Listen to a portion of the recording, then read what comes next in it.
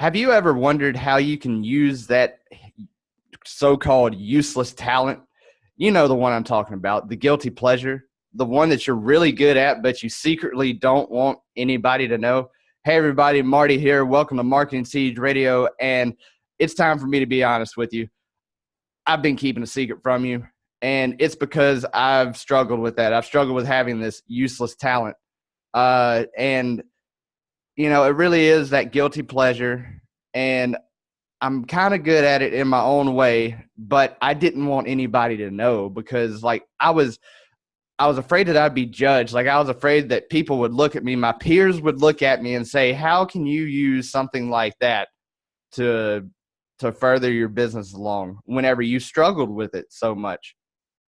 And it's kind of at the essence of what I do, but at the same time, I was afraid of being criticized. I was afraid that, somebody would say, "Oh, you could have done this better," or anything else like that. Anything that would take away from this perfectionist mentality that I struggle with. Afraid somebody might have a different opinion of you or know a little more than you. And man, that, I know how that makes you feel out of control. It's like you fire your best stuff and then all of a sudden somebody one-ups you. It's like, now what?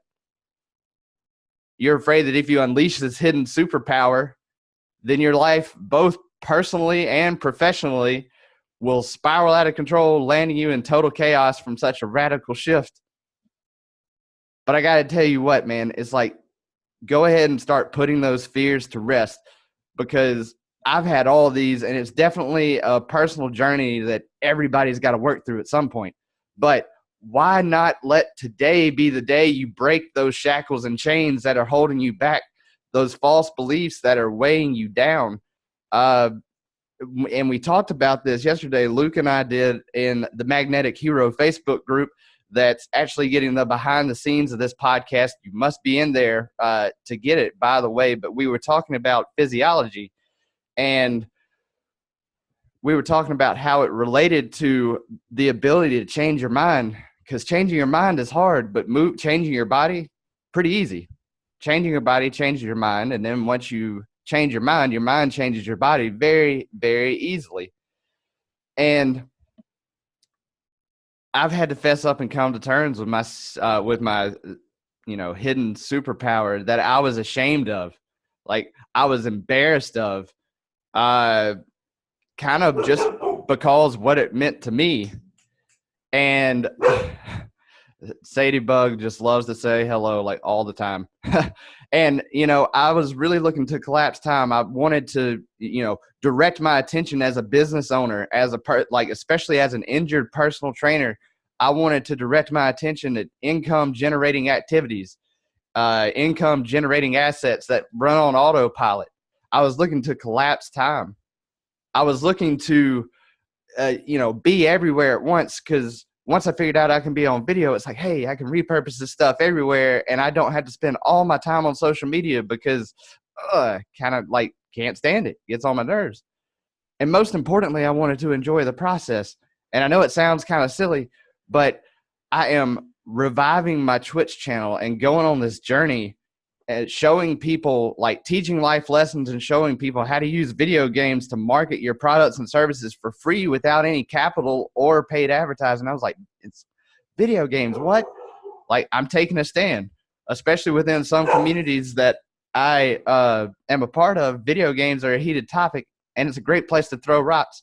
Many people say video games are the cause of everything bad in society. I say video games saved my life, and they can save yours too if you use it right.